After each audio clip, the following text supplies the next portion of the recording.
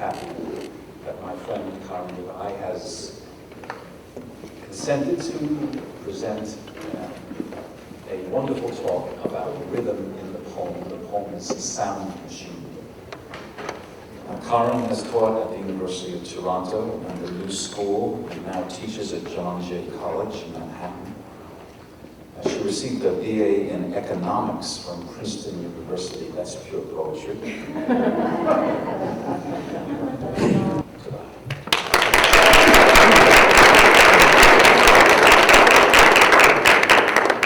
Miles, thank you for inviting me. It's such a pleasure to be here and to speak to you about something I love to contemplate, which is movement, I guess not in conjunction with poetry, but in poetry, the rhythm. I guess I don't have to lean over like this the whole time, do I? Okay. Does everyone have handouts? No? Well, he says the official sound man says it's okay, so. Anyone else? Anyone else?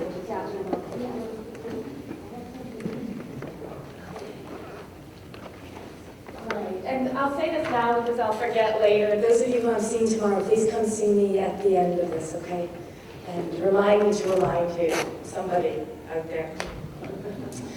I want to speak about rhythm in more general terms first, and then talk about specific examples, because it'll make much more sense when you're actually looking at poems.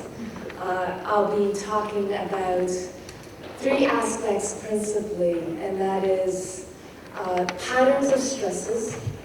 And what I'd like to do right now actually is find out where you're at with that. So those of you who know what I'm talking about when I say patterns of stresses or accented and unaccented, raise your hands. Okay, good. Sentences, the second aspect, sentences, their lengths and how they vary, and lines. Lines being the line of poetry different from the sentence, right, which begins with a capital letter, ends with a period. The line doesn't necessarily do that. So in the conjunction of these things, stresses, lines, sentences. I called the talk Sound Machine. I think machine's a good image because there's something mechanical about it, something that can be analyzed. But an image I like better is key, rhythm as a key. I think of the very precise series of indentations in the key. And it's like the sequence of sounds or a pattern of stresses or the rhythm of a poem, very precisely crafted and defined. And this key slots into your heart, the seat of the emotions. Or rather, the body as a whole is the seat of your emotions, from your toes to your scalp, which contracts when you're fearful and makes your hair stand on end. So the key, with its very specific rhythm of shape, slots into your body and turns and opens. And that's the flash of insight, or it's the grief, maybe the sudden burst of grief, or maybe the gradual cumulative grief. It's all kinds of emotions that that's what we go to poetry for that kind of opening. And I think the rhythm is key in terms of this opening. I also like the image because a key without the door, without the lock, without the machine is nothing, right? And that's the way the rhythm of the poetry, of the poem is without you, without your body to move through. Do any of you have somewhere in your house a pile or a bowl of keys? And you don't know where yes. I've got a little ceramic pot on a shelf in the kitchen, and there's about 20 keys in there, some of them in bunches, some not. And I can't throw any of them away because I should just systematically go through the house and see which are relevant and which not. But you never do that, you don't want to throw them away. But when you look at them closely, they're strange things because you don't know what they belong to. And by themselves, they're so precise, right? Every indentation is just where it should be. But what's it for? And so it's meaningless in a way. And that's what a poem is without your body to go through. I mean, what is this you've got in your hand? It's nothing. It's ink, it's black on white, right? For the rhythm to come alive, it has to move through your body. Your body, this is It's what Tom talked about last night. Your body is the vehicle. It's the machine. It carries the fuel that powers the poem. But the rhythm is maybe the key to get everything started.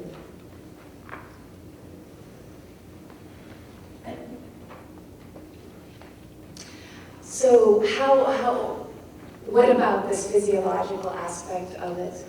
The rhythm, you're literally, quite literally moved by the rhythm. You're made to speak patterns of sound that are very specific.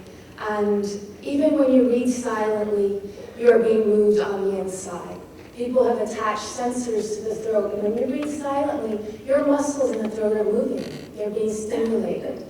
So in your gut, you're moving around. And the poet has arranged the words in such a way that your gut is being manipulated in very specific ways, right?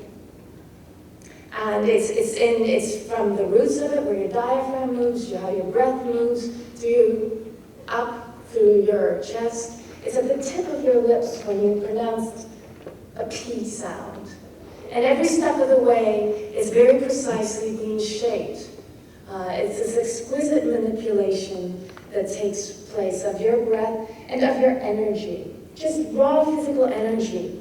Because if you think of what it takes to make a sound, to go from silence to sound, contractions of the muscle, and your muscles feed on what? The sandwich you had an hour ago, the oxygen you're breathing. It's raw, pure energy. And that's what the poet is manipulating, shaping, and directing as it moves through you and as you speak. That's why it's such a wonderful thing to read any poem aloud, isn't it? To feel them move through you. And you're being manipulated very much. I think of how many of you have heard about how you're told to smile because even if you're not happy, then with your mouth, do this thing is going to evoke the emotion. Have you heard about that? Yeah. It sounds a bit hokey and it sounds artificial because you want the emotion to be spontaneous. But I think it's very real. And we encounter it in other ways. Normally, you go from the spontaneous joy and then the smile comes. But think about kneeling. Maybe one has a sudden feeling of awe and humility, which brings one to one's knees spontaneously. That sometimes happens. But what about the other way around? You're asked to kneel. People go to church, right? And that's what they do. They kneel. Their bodies assume a certain posture, which then triggers the emotion, which is meant then to evoke the feeling of awe or humility. So somehow putting your body into that shape triggers a feeling. And I think that's very much what the rhythm of a poem does. Your breath, the muscles are made to contract in a certain way that is the shape of anger. That's the rhythm of anger, that sputtering sound. The breath coming out like this, or the holding back, and then the release. Your muscles, your body is assuming certain shapes that are associated with those feelings, triggering memories, experiences that are in your body after all. So I feel like the rhythm, the way the poet establishes the rhythm of a poem, what he or she is doing is you're almost a puppet. And I think it's a lovely thing to be manipulated that way. You're very receptive to a poem because you want to be manipulated that way. And maybe your limbs aren't moving around, but quite literally in here, you're being moved around. Right? So I think that's all I want to say about rhythm in general. Let me just think for a moment. Yes, okay. So let's look at specifics here.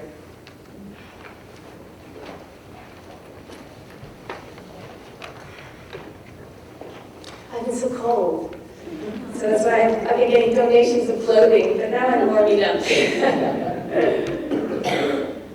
Okay. Hopkins, famous for his sprung rhythm, and people actually argue about what that is. But what one can say in general terms is there's more stressed syllables next to each other and less unstressed syllables. So instead of the more regular iambic rhythm, which might be the way we normally speak, syllables are banging up against each other and they have more stress. Now what is stress? I mean, we know accented and unaccented when we emphasize this as opposed to that. But if you pay close attention to what happens when you emphasize something, it's very interesting because lots of things are going on at the same time. For one thing, it's usually louder, this as opposed to that. I mean, just pay attention to the volume. In the word volume, vol is louder than boom. The other thing that happens is that the pitch is often higher. Volume, da, right? Duration, volume. It takes more energy when you take more time to say something. La, it's going to take more energy than saying la, right?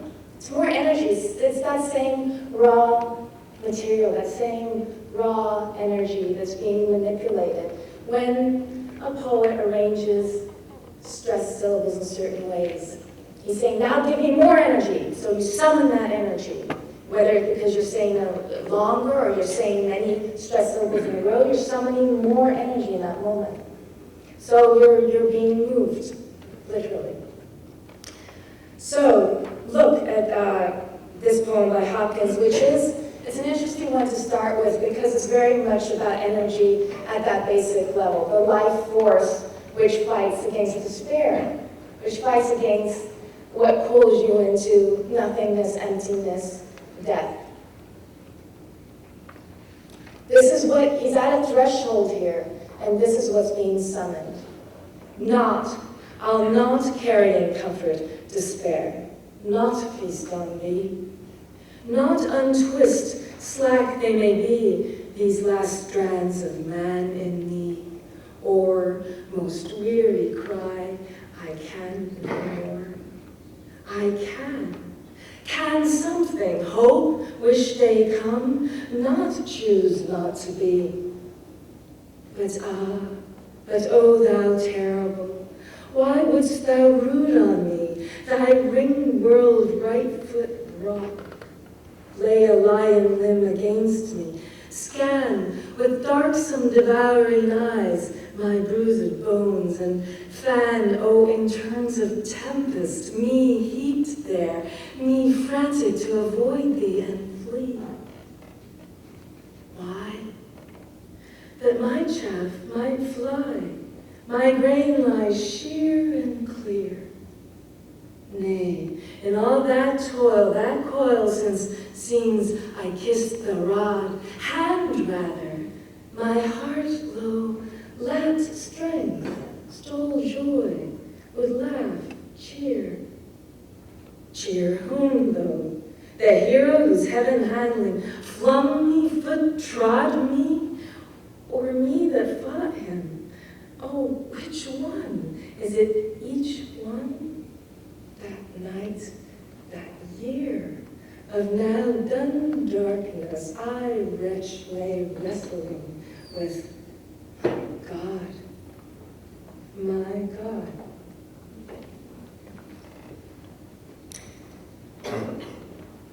Mary talked about poems that keep working every time, and I think if it were just an idea, the idea would grow stale. But the rhythm works on you each time. Each time you have to take it through you. You feel it all over again.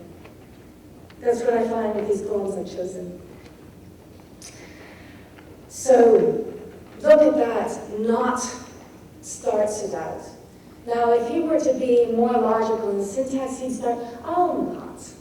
But Hawkins is famous for moving syntax around because he doesn't want to follow the rhythm of syntax. He wants to follow the rhythm of emotion and of the body.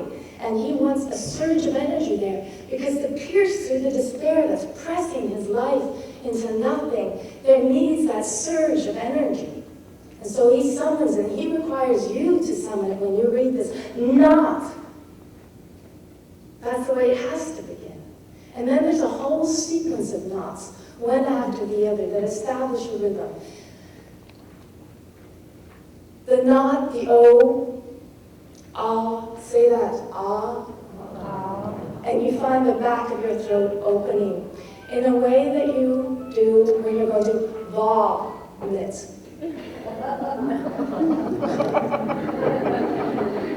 He has something poisonous he has to vomit, and that's the despair that's laid hold of him, right?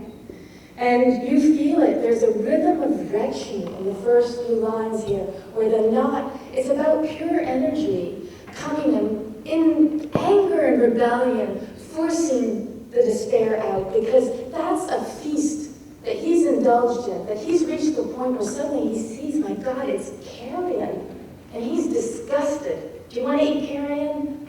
It makes you gag, right?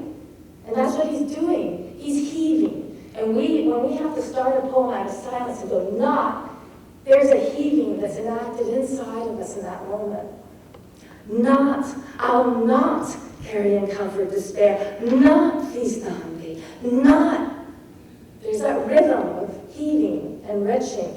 And if in addition to that, you feel the sound of the T's, which is at the other end when you spit that thing out.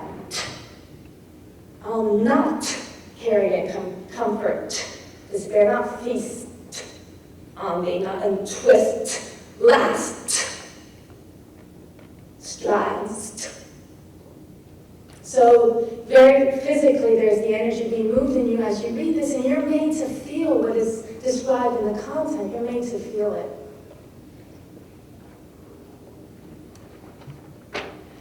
That's where the poem has to begin. He's at that threshold where there's that sudden rebellion, that sudden perspective that this thing he's been indulging in has to be spit out. After that, one can build. And this is what you see happening. And there's so much to talk about, but let me just draw your attention to a sequence of cans here. Can. Not untwist, slack they may be, these last strands of man in me, or most weary cry, I can no more, I can something. He's starting to build, right? He's rejected despair, now he can start to hope. He's crossed that threshold. Look at the can, pay attention, for example, to the pitch. And this is fun to do whenever you read anything, to really, because people talk accented and unaccented, but it's not just those two. It's not duh, dum, duh, dum. It's a whole range of sound, right? And if you listen to the cans here, I can no more. I can something. Can.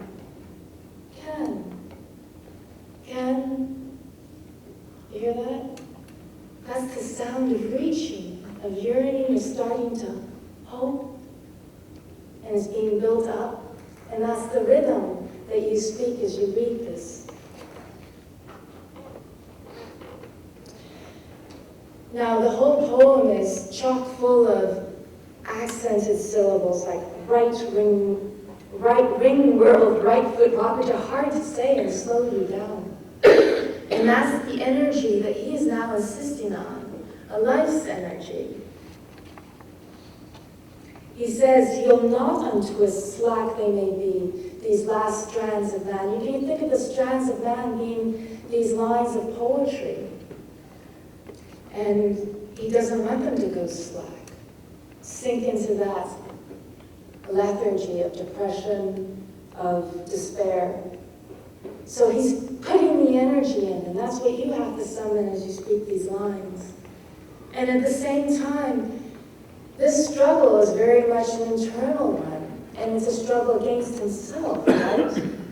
Maybe most struggles are, and so the syllables that are stressed and that have weight are also banging up against each other, and as you read this, you feel that difficulty instead of inside yourself, which would evoke the feeling of internal struggle that you would have at any point in time.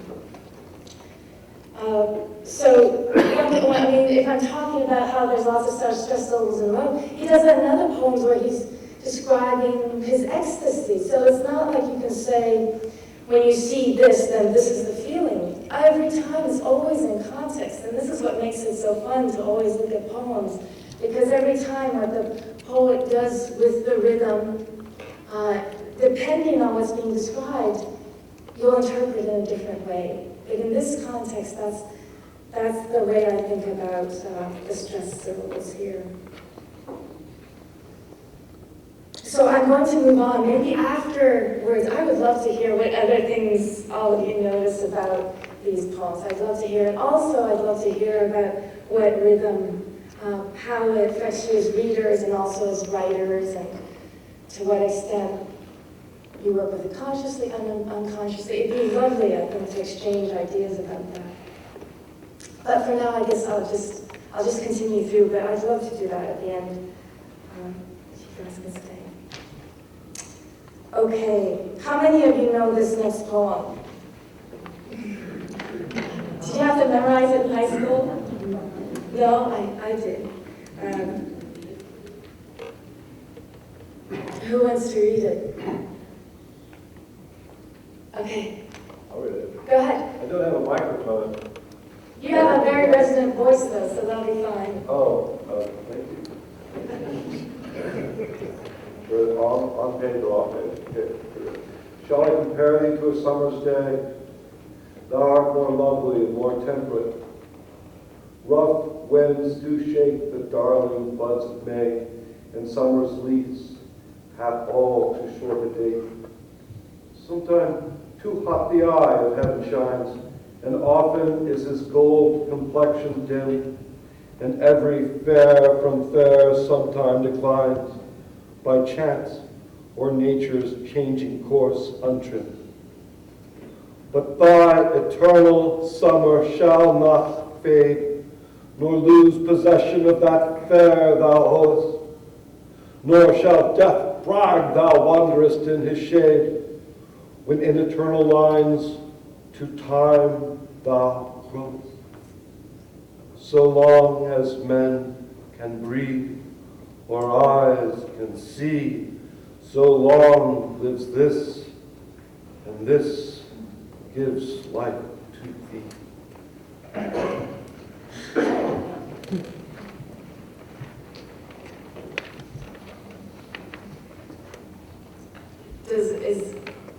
I imagine the couplet, especially at the end, affects all of you the way it does me.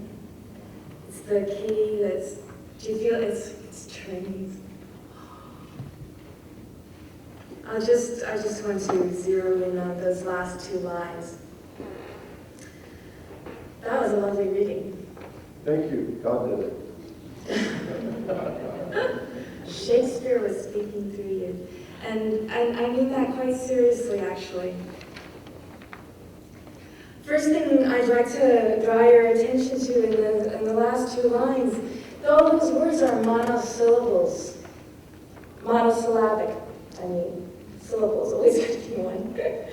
All those words are one syllable, compared to everything that comes before, right? This makes a huge difference, because everything that's come before is about time moving along and taking you in this train and then killing you off.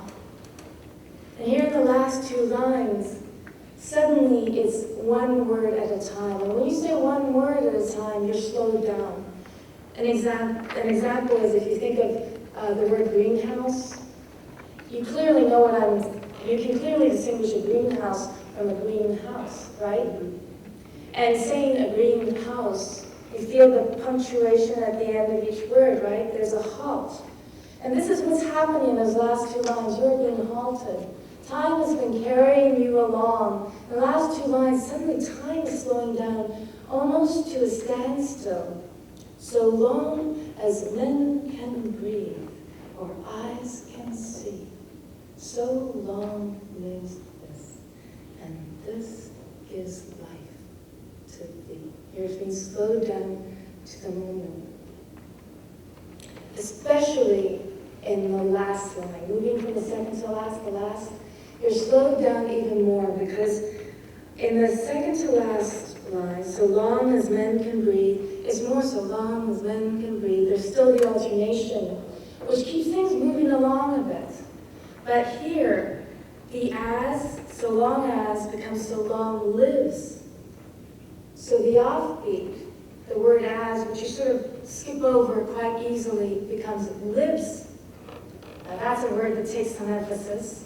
It's a verb. It's action.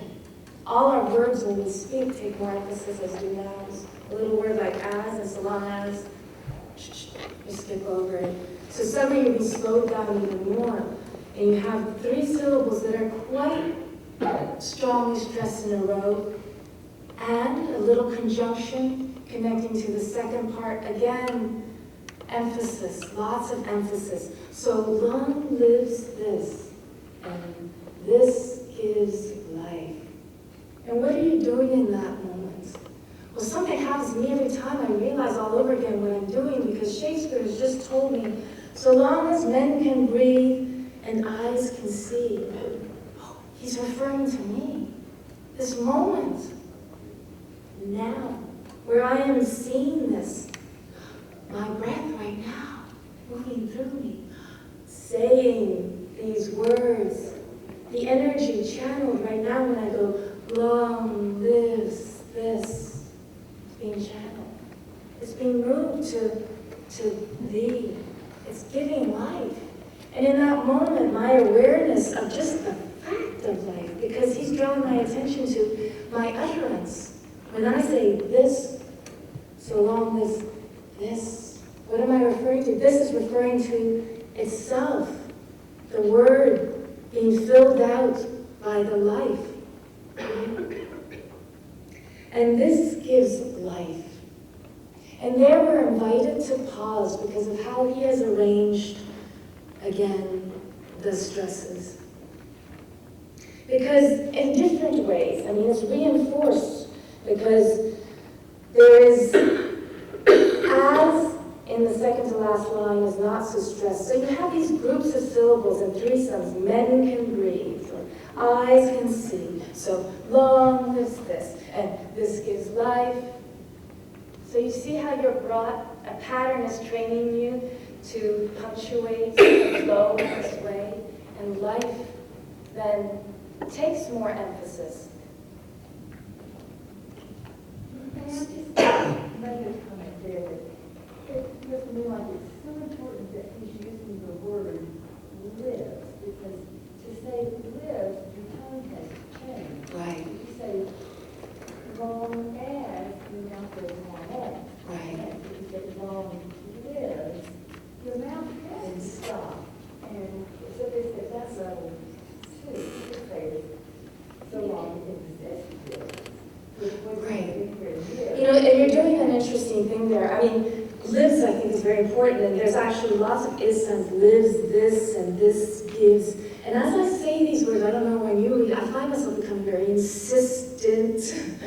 As that is sound, and that's that energy. And it's that part of you that is evoked and that is being made to pass life on. And you have the desire to pass it on.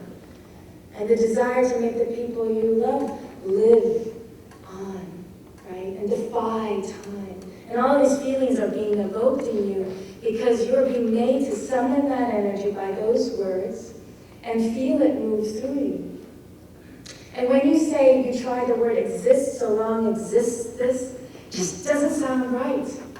And I found that I love doing that, like finding some alternative way of writing a line, and that helped me see why what's there is so successful. So I fooled around with this, and I did. And keeping the iambic rhythm, you could say, so long survives this giving life to thee. Whoa! Doesn't that sound terrible? Because it's not, when you punctuate so long of this and this gives life. That's that passage. Over that little innocuous conjunction and, there's the passage of life. And that little and is centuries, because the life is being passed from Shakespeare over centuries to us. I mean, that's the most uncanny thing for me, is that I feel like, what is this? Is this when Shakespeare was speaking it, right? He was saying this. But that's that. No. It's this my moment. And they're the same this. And who's speaking right now? Is his energy moving through me? Is it my voice? It's the same voice every time. And so in this uncanny way, time has been collapsed. Supposedly time machines haven't been invented, but I think this is a time machine if there ever was one. And when we pause on the word life, which one didn't in my gross alternative, just that word life, the F sound, that's the breath again, which he has said, drawing your attention to. As long as you're breathing, life. And then you say it, and you draw it out, because you've been invited to pause, and there's just that little two afterwards. So life, two. It's much larger in comparison, right?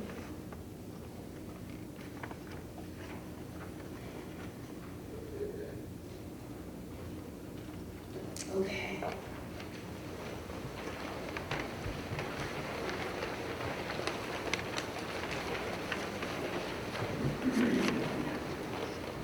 Daybreak in Alabama.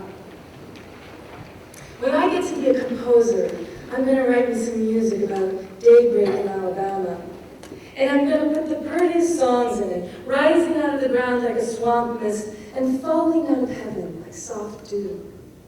I'm going to put some tall, tall trees in it, and the scent of pine needles, and the smell of red clay after rain, and long red necks, and poppy-colored faces, and big brown arms, and the field daisy eyes of black and white, black people. And I'm going to put white hands, and black hands, and brown and yellow hands, and red clay earth hands in it, touching everybody with kind fingers, and touching each other, natural as dew, in that dawn of music when I get to be a composer and write about daybreak in Alabama. Yeah. I want to look at the pacing of this. There's the I'm gonnas, and they're repeated, and you can feel that it's quite leisurely in the beginning because he takes his time to repeat I'm gonna, and I'm gonna, and I'm gonna. He could just say, I'm gonna write me some music and put the prettiest songs in it and put some tall trees in it. You'd be sped to the end pretty quickly. But he's taking his time. He's being very deliberate. He's seeing everything one step at a time. I'm gonna put this in it. I'm gonna put tall, tall trees in it. He lingers over the land. And there's a pause at the end. The phrase comes to an end and the line comes to an end. It doesn't really run over, because there's a pause where he contemplates what he's imagining. And there's the receptivity for the next thing to drop in his mind. And if you think about it, it's going to take time, because he's not just scanning what's already there, and I can just move over it in one sweep. He's putting it there, almost like the creator, right? I'm going to put this in it. And that's going to take time. You can only do one thing at a time. They're not all blurred together in one reality. They're coming into being out of nothing as individual things, remarkable in themselves. And you really see that on that edge when they're coming out of nothing. He's putting them there for the first time. And the scent of pine needles, and the smell of red clay after rain. And then it starts to pick up, and the phrases get smaller, shorter, right? So you get to the ands quicker, and long red necks, and poppy-colored face, and big brown hands, and. You see how it then picks up because they're closer together? And the field daisy eyes, and then it really speeds up here of black and white, black people. I think that's such an amazing line because you wait for the offbeat to come, and it doesn't come, and so you're sort of tripping over yourself until you sort of lunging towards the end of the line. And I'm going to put white hands and black hands, and the hands are all there, and the hands, and there's multiplication. And then this crescendo of racial harmony is reached. He's been composing, right? Which literally means put next to each other, pause it next to each other. He's been composing, and now there's this crescendo of a utopia, right? What a dream. In that dawn of music when and so it seems to be circling back to the beginning, right? not a circle. The circle is broken. It's ruptured violently in that dawn of music when hesitation. I by itself, isolated, facing what? The air, nothing. Where everything before was mixed together, the red clay hands with the brown with the yellow, and touching everything and everything naturals do, when I, separated from its dream, get to be a composer. Separated. Daybreak, separated from Alabama. You start this poem off, you take it for granted. When I get to be a composer, it's in one line. Daybreak in Alabama, it's intact, it's a phrase. You take it for granted. Daybreak in Alabama, yes. Not by the end.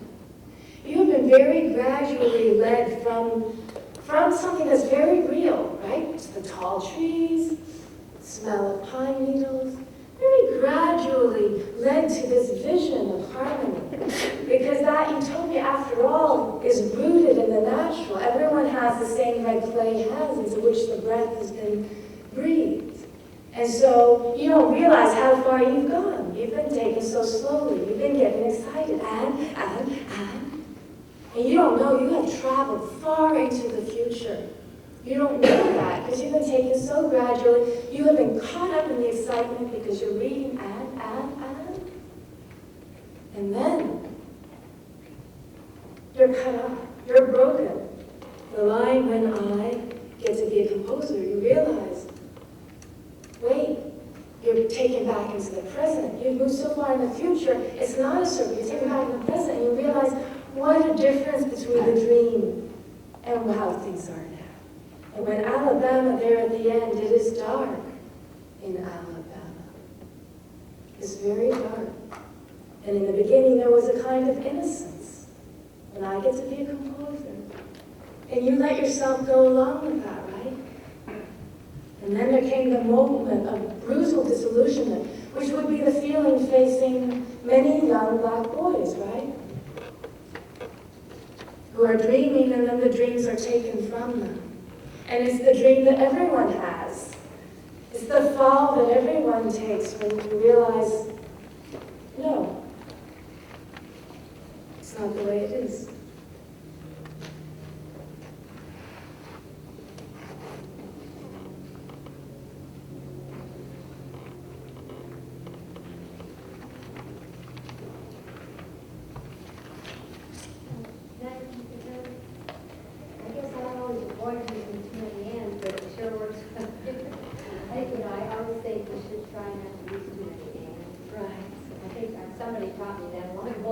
Oh, yeah, those rules. Well, it really captures, I mean, maybe that person said that rule because it sounds kind of naive to say but it captures the innocence, right? And the hope.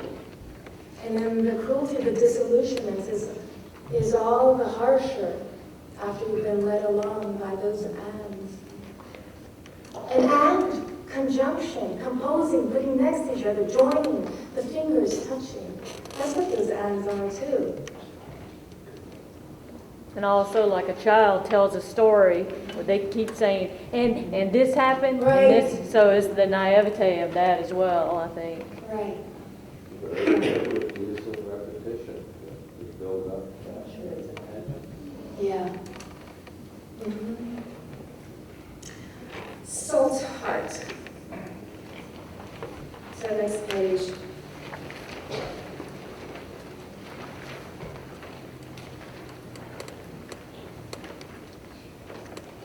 I was tired, half sleeping in the sun. A single bee delved the lavender nearby, and beyond the fence, a trowel's shoulder knocked a white stone. Soon the ringing stopped, and from somewhere a quiet voice said the one word, surely a command, though it seemed more a question, a wondering perhaps. What about joy? So long it had been forgotten, even the thought raised surprise.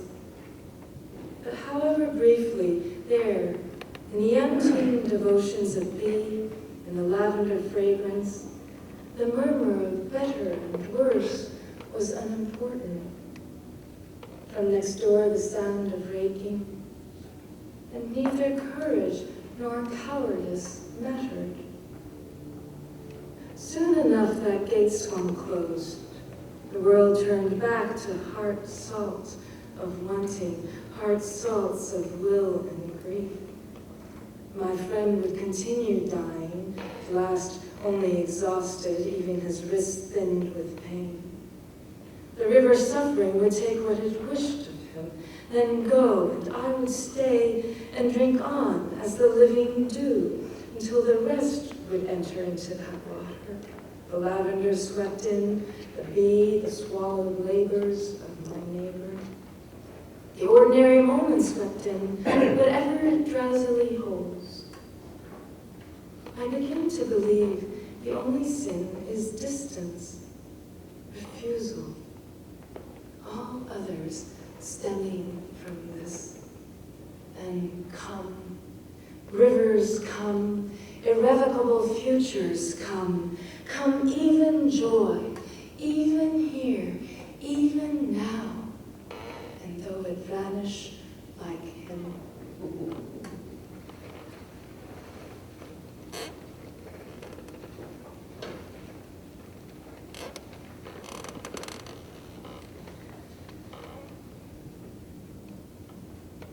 I'd like to look at that pacing of this as well, because she takes us on quite a journey, right? I was tired. Can't manage much more than that, 3 words on the line. Very simple, right? I was tired. You can't say that more simply. Pause, rest, half sleeping in the sun. A single beat. It's very drowsy. It's consciousness alternating with unconsciousness, right? Between the lines, she's falling asleep. Then a sound penetrates, and sleep again in consciousness. Then a bee moves into her sight. Which will be very different to the height of consciousness we're brought to in the end, right? The awareness at the end. This continues for about half the poem, this kind of rhythm, sleepy, drowsy, half unconscious. If you draw an imaginary line through the middle of the poem, you'll notice that the first half has distinctly shorter lines. Do you see that? And that first long line, the murmur of better and worse, was unimportant. Beautiful for its murmuring, which is something you can lengthen without it changing that drowsy mood, right? Murmuring. The next 3 lines have a lot of sounds and lots of unstressed syllables, so nothing sticks out. It just moves along slowly. The murmur of better and worse. For every stressed syllable, there's 2 unaccented, unstressed, and lots of sounds. The murmur of better and worse, and unimport, that's a similar sound, or next door. Neither courage nor cowardice matter. A revelation, but then the gate swung closed, period. And now something else happens, which is very interesting.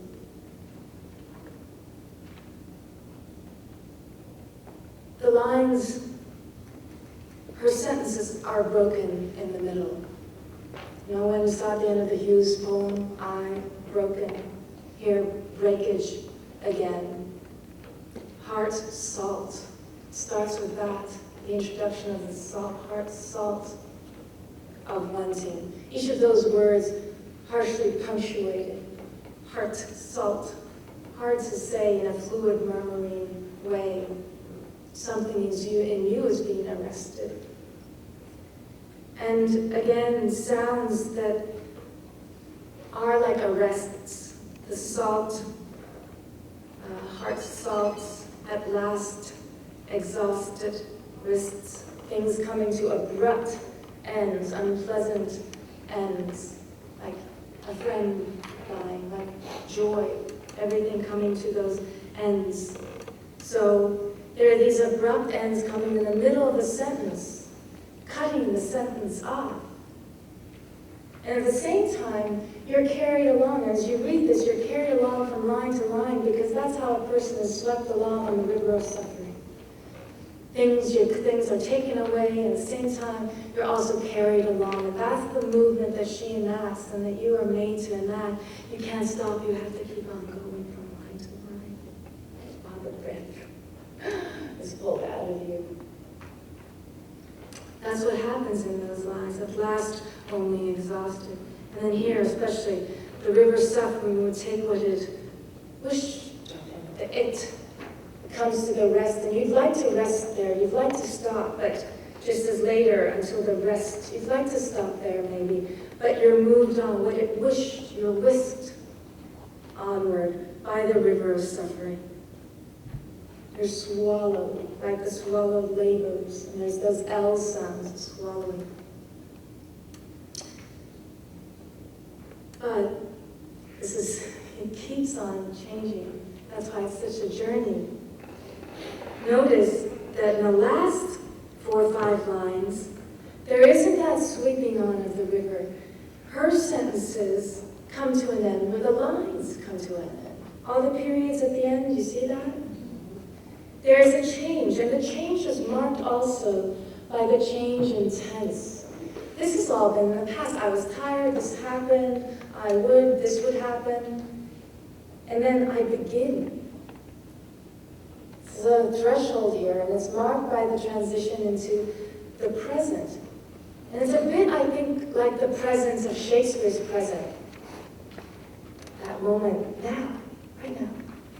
I begin to believe the only sin is distance refusal, all others stemming from this. She's had this encompassing vision, and there's a kind of acceptance that's come with it. At first, there's the being pulled along, and the helplessness and powerlessness of that, and the grief of that. But here, there's a stance being taken. And so in spite of being swept along, she now has a stance towards the inconstancy and towards the river of suffering. And that gives a certain stability, and you feel it in those last lines, don't you? Because of the way they come to the end and the line comes to the end. She's not being carried along helplessly anymore. She's come to a decision. There is a finality in the way she says this that is equal to the finality of death, or at least stands itself up to face that finality.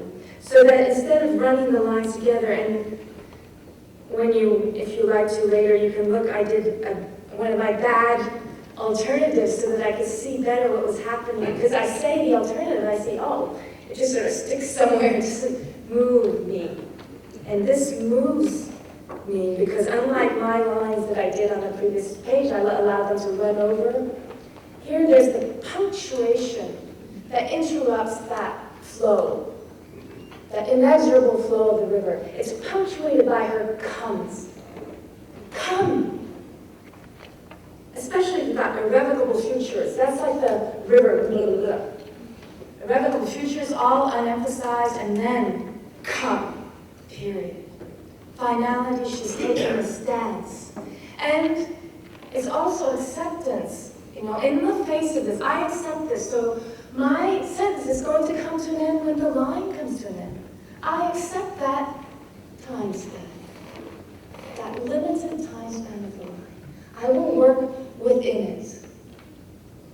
So instead of having refusal and then comma, or then comma, all others stemming from this, no, she puts a period and starts a new sentence. All others stemming from this. Then come, it ends at the line. Rivers come, irrevocable futures come, come, even joy, even now, even here. More stresses compared to unstressed, right? The come and then the come two against each other, even just the little unstressed syllable in the end there, even. Joy, even now, even here. Double the amount of emphasis compared to slackness. She's not going slack here, just like Hopkins wasn't going slack. She's insisting on living in this moment, even now, even here, and you as the reader are summoning that energy in yourself, because to say that line with all its stressed syllables, you're speaking at a higher volume, you're extending the syllables, you're saying even now, even here. It's taking literally more life to say those words. And then, that second part, and though it vanished like him. Where are the stressed syllables? Where is the light? Dissipated, right? Being carried in that trail to the end of the line, to the end of the poem, to that finality, that irrevocable finality of everything coming to its end. And so the last line, as it moves through you, manipulating just that basic raw material, which is your energy, is creating such an incredible complex of emotions, because it's the insistence to live right now, even though the next moment my energy will be gone. But now I'm going to live. And there is the grief, and though the woe of that, of the friend disappearing, of your own life. And though it vanished. So you're going to have glee, you're going to have life, and that intensity that comes with even now, even here. And that's going to be in the face of the woe. And though it vanished like him. O being one of the lowest frequency sounds, E, high frequency, and all that's mixed together. What a vision to bring together all of those and how to feel all those things together in that one line. And it's taken a while to build it up. She's moved you through various stages, hasn't she? It's not just started in one and then stayed there.